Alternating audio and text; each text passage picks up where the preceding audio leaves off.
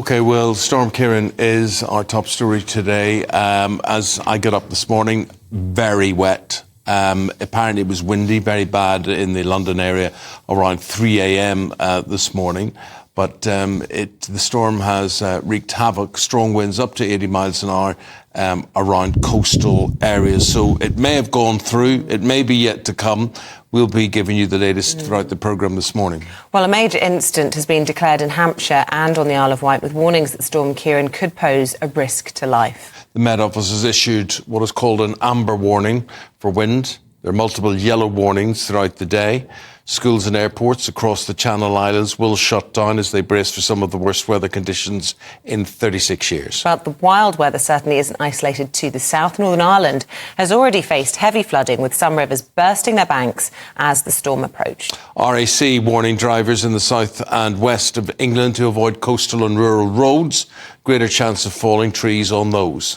Well, joining us now is the senior meteorologist at British Weather Services, Jim Dale, and a regular on our programme. Good to see you, Jim. Look, it's wet and wild out there, particularly in the south. Looks like it is where you are as well. Is it fair to say the Channel Islands possibly going to be the worst affected area? Yeah, I think you're right. I think where I'm at the moment, central southern England, I'm in High Wycombe area, it's not too bad. I can actually hold an umbrella up. So, you know, it's not exactly blowing a gale here at the moment. There's a bit of rain around, but to be honest, at the moment, for many parts of the country, it ain't so bad.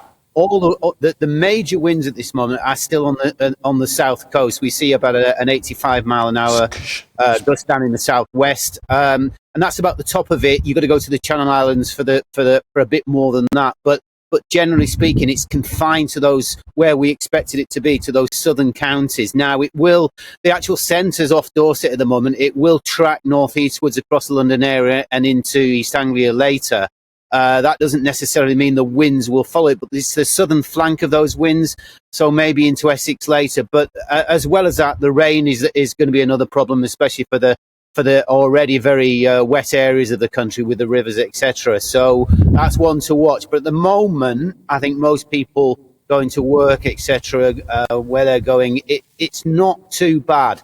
So we'll wait and see. What are we waiting for, Jim, though? That's the question. Has the worst passed, or is it yet to come?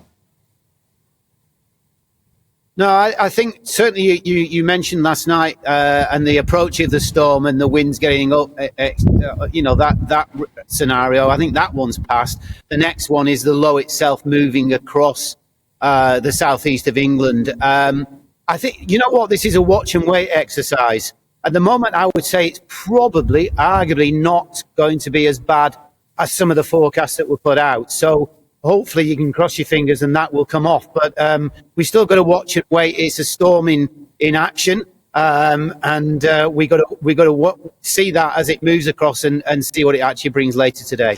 And just to explain a little bit, I love a bit of a meteorology lesson. We hear everybody using these terms, a low pressure sort of barreling in off the Atlantic. Why is this happening? And, you know, is it pretty typical for this time, 2nd of November? Well, yeah, at this time of year, this is the season of low pressure. It's a normality that we see low pressure systems going off the Atlantic. The concern with this one was a thing called cyclogenesis, that it would go far more intense, pick up energy off what's been a very warm, record-breaking Atlantic, much as Babette did to a certain degree, picking up all that moisture as it came. So that's the kind of scenario that meteorologists were looking at on the approach of this particular storm. It's certainly got some of that intensity in it, which is delivered already in the Channel Islands and on the south coast. Excuse me.